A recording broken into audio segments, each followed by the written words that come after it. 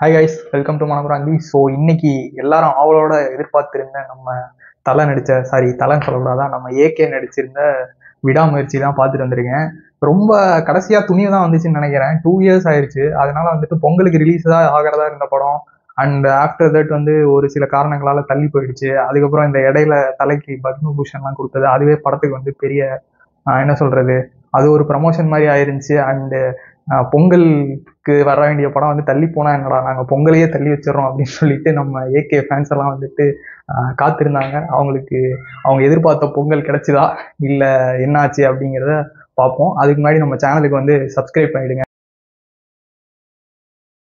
So படத்தோட பிளாட்டை பற்றி பார்ப்போம். Mild spoilers again. அதாவது நம்ம அஜித்தும் த்ரிஷாவும் வந்துட்டு லவ் பண்ணி மேரேஜ் பண்ணிக்கிறாங்க. அந்த சீன்ஸ் எல்லாம் கொஞ்சம் காட்டியிருக்காங்க.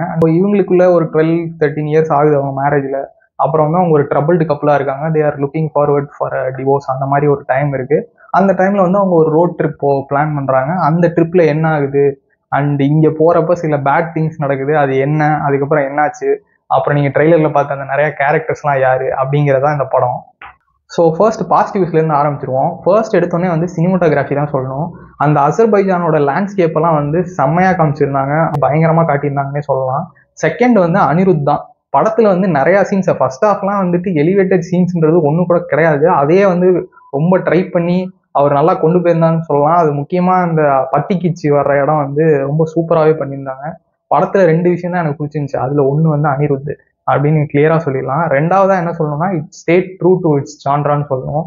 அவங்க எடுத்திருந்த ஜான்ராவுக்கு எந்த இடத்துலையுமே டீவியேட் ஆகாம அந்த ஆக்ஷன், அந்த த்ரில்லர்னா அதுலயே கொண்டு போயிருந்தாங்க. தேவையில்லாம நடுவில் நம்ம தமிழ் படம்னா என்ன பண்ணுவாங்க, நடுவில் ஒரு 2 பாட்டை போட்டுரு, 2 காமெடியை போட்டுரு அப்படின்ற மாதிரி இல்லாம, எதுவுமே இல்லாம கிளீனா அந்த ஜான்ரால ஸ்டே பண்ணி அப்படியே கொண்டு போனது இதோட பெரிய பாசிட்டிவ். அண்ட் அஜித் மாதிரி ஒரு பெரிய ஹீரோ வச்சுட்டு ரொம்ப over the top elements, mass elements இல்லாம இந்த மாதிரி அந்த ஜான்ரா ட்ரூவா எடுத்திருக்கிறதுக்கே வந்து hats off to Ajith and மகிழ் திருமேனின்னு சொல்லலாம். அப்புறம் மேஜர் பாசிட்டிவ் கண்டிப்பாக சொல்லியே ஆகணும், நம்ம ஏகே தான்.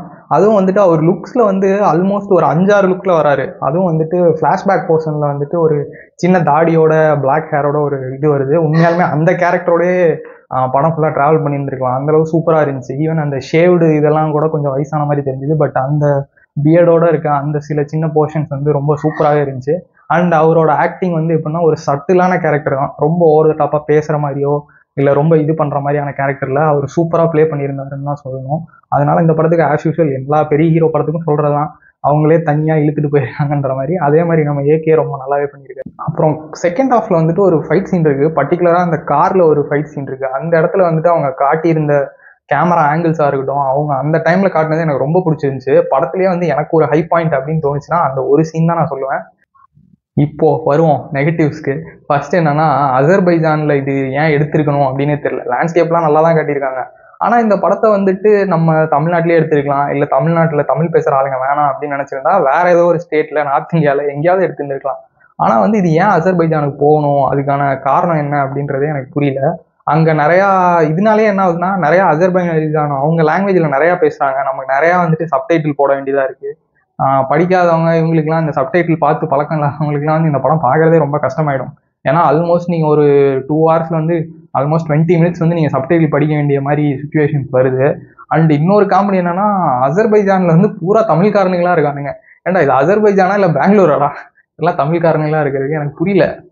அப்புறம் ரெஜினா அண்ட் அர்ஜுன் அவங்க கேரக்டருக்கு வந்து ஒரு ஃப்ளாஷ்பேக் போர்ஷன் போகுது. அது ஏதாவது ஒரு இன்ட்ரெஸ்டிங்காக இருந்திருந்தா கூட அதை காமிச்சிருந்துருக்கலாம். அதில் ஒன்றும் பெருசாக சொல்லிக்கிற மாதிரி எதுவும் இல்லை. அது கதையை ஒன்றும் அஃபெக்டும் பண்ணல, இன்ட்ரெஸ்டிங்காகவும் எதுவும் இல்லை. அது எதுக்கு என்னன்னே எனக்கு புரியல. இந்த ட்ரூ டு த ஜான்ராவாக இருக்கிறது பாசிட்டிவ்ல சொல்லியிருப்பேன். ஆனால் அதுவே இங்கே பெரிய நெகட்டிவாகவும் முடிஞ்சு போச்சு. என்னன்னா, ட்ரூ டு த ஜான்ரா இருந்தாங்க, ஆனால் அது இன்ட்ரெஸ்டிங்காக ஏதாவது பண்ணியிருக்கணும்ல.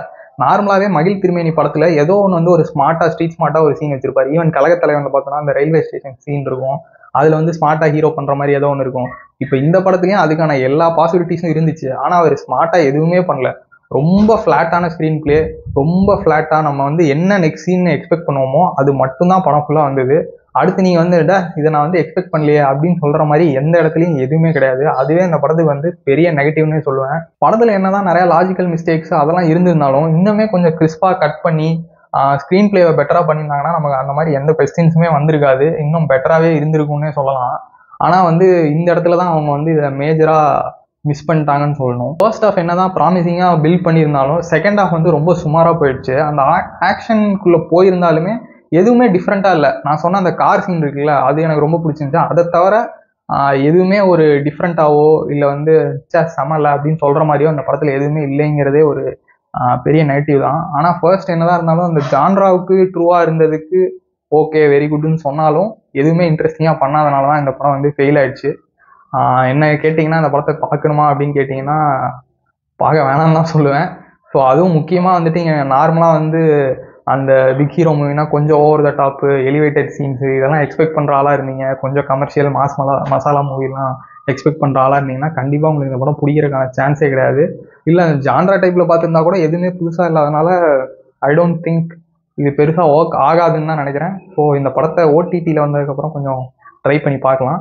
ஸோ இன்னொரு மூவி ரிவ்யூவில் சந்திப்போம். Bye guys.